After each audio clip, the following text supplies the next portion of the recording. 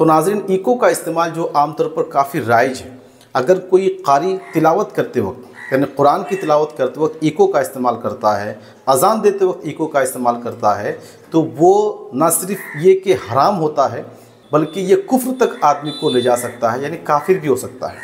मुफ्ती मोती रहमान साहब का ये बयान आप ध्यान से सुने। इको की बीमारी ऐसी फैली है कि नात ही तक रही नहीं बल्कि कुरान की तिलावत तक में शामिल हो गई है जी। इको के साथ कुरान करीम की तिलावत नाजायज से लेकर कभी कुफ्र भी हो जाए।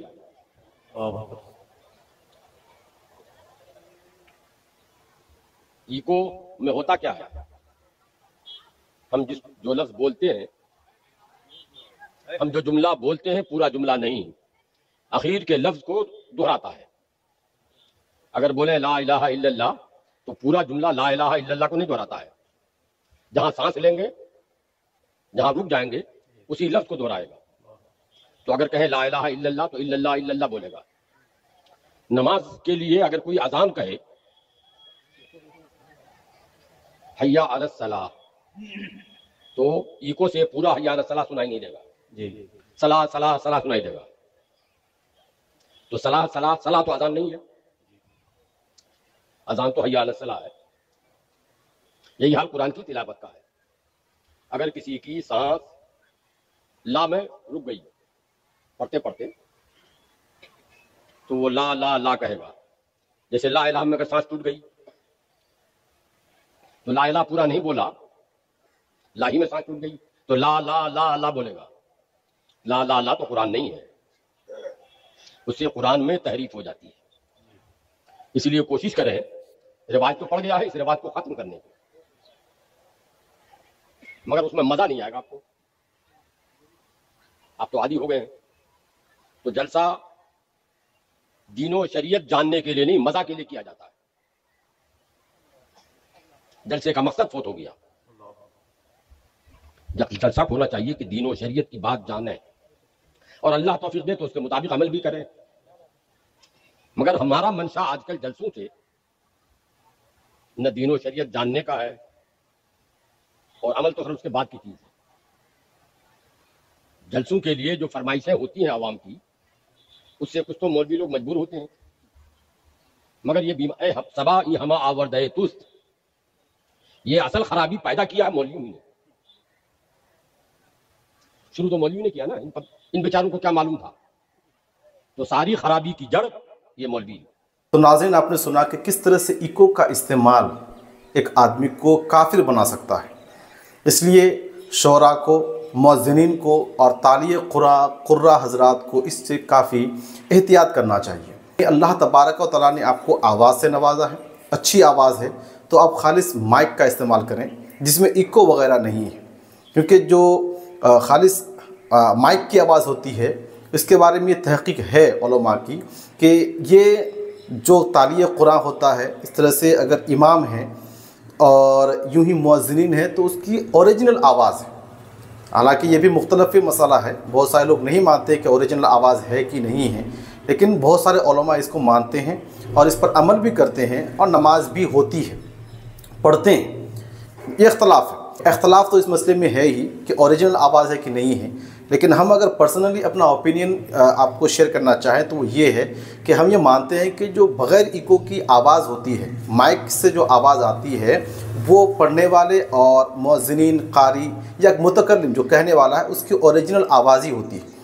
लेकिन इको के बारे में ये अक्सर लोगों का कहना है, बल्कि ये मुत्तफ़क़ा मसला कह लीजिए कि इको की जो आवाज़ होती है वो मुतकल्लिम की ओरिजिनल आवाज़ नहीं है।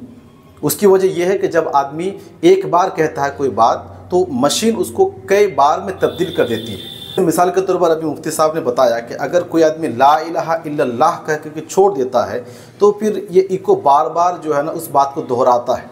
अगर छोटा जुमला है तो पूरा सेंटेंस, पूरा जुमला दोहराता है, और अगर बड़ा है तो आखिरी जुमला को लेकर या आखिरी लफ्ज़ को लेकर के तकरार करता है।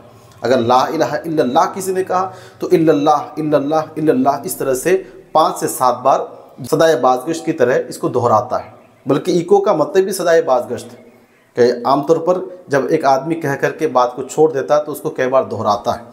तो आम बोलचाल में अगर इस तरह कोई करता है, नात पढ़ने में अगर कोई ऐसा करता है, तो इतनी शिद्दत उसमें नहीं आएगी, इतनी कराहत उसमें नहीं आएगी, क्योंकि उसमें कोई कुफ्रिया लफ्ज़ नहीं आता है। लेकिन जहाँ क़िरात की बात है, जहाँ अज़ान की बात है, और इस तरह से इमाम साहब जब नमाज़ पढ़ाते हैं, उसमें इन सारी चीज़ों में इसका इस्तेमाल ना करना ही ज़्यादा बेहतर है।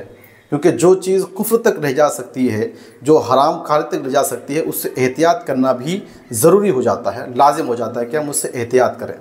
ऐसा मुमकिन है कि आप अच्छा समझ कर रहे हैं, तिलावत कर रहे हैं ताकि आपकी आवाज़ अच्छी लगे, सुनने वाले को बिल्कुल आपकी आवाज़ मोह ले, लेकिन अच्छाई के चक्कर में ऐसा ना हो कि हम ईमान से हाथ धो बैठें। ऐसा मुमकिन है, जिस तरह से अभी हज़रत ने बताया कि कोई अल्हम्दु शरीफ पढ़ता है या कोई और क़िरात करता है, तो कुरान में तो अल्हम्दुलिल्लाह सिर्फ़ एक बार है, लेकिन जब आप उसमें सांस लेते हैं, रुकते हैं, तो अल्हम्दुलिल्लाह कहकर आपने छोड़ा, मुक्तदी तक आवाज़ पहुँचेगी कई बार, अल्हम्दुलिल्लाह अल्हम्दुलिल्लाह अल्हम्दुलिल्लाह। तो कुरान में तो सिर्फ़ एक बार अल्हम्दुलिल्लाह है, लेकिन मशीन ने उसको तब्दील करके कई बार किया, तो वाकई ये कुरान में ज़्यादती हुई, बल्कि तहरीफ़, हज़रत ने फरमाया कि तहरीफ़ है। इस तरह से ला इलाहा इल्लल्लाह में अगर आप कहीं सांस रोकते हैं तो ऐसा मुमकिन है कि कई बार उसको दोहरा दे। ला इलाहा पर छोड़ा तो इलाहा इलाहा या ला इलाहा पर सिर्फ उसकी वो तकरार करेगा। इस तरह से इल्लल्लाह पर छोड़ दिया तो इल्लल्लाह इल्लल्लाह की तकरार करेगा। कलमा तो ला इलाहा इल्लल्लाह है, ना कि सिर्फ इल्लल्लाह। तो इस तरह से बहुत सारी चीज़ें हैं। अल्लाहु अकबर कह लीजिए, हय्या अला सलाह कह लीजिए, नमाज में या अज़ान में जो हम इन चीज़ों को दोहराते हैं, तो ये क्या होता है कि इको उसको कई बार में तब्दील करता है, जो कि हकीकत में है नहीं। तो इबादत में, कुरान में इस तरह से तहरीफ़ करना, इस तरह से इजाफ़ा करना, कमी करना, ये बिल्कुल जायज़ नहीं है, दुरुस्त नहीं है। लिहाजा इससे काफ़ी एहतियात करना चाहिए। अगर आप चाहते हैं माइक का इस्तेमाल ही करना चाहते हैं, चूँकि ये राइज हो चुका है, माइक का इस्तेमाल हर कोई करते हैं, तो बग़ैर इको के आप माइक का इस्तेमाल करें, हरगिज़ इको का इस्तेमाल ना करें। उम्मीद करता हूँ ये बात आपको समझ आई होगी, वीडियो आपको अच्छा लगा होगा। चलिए मिलते हैं किसी अगली वीडियो में नए टॉपिक के साथ। जब तक के लिए इजाज़त दें। अस्सलामु अलैकुम व रहमतुल्लाहि व बरकातुहू।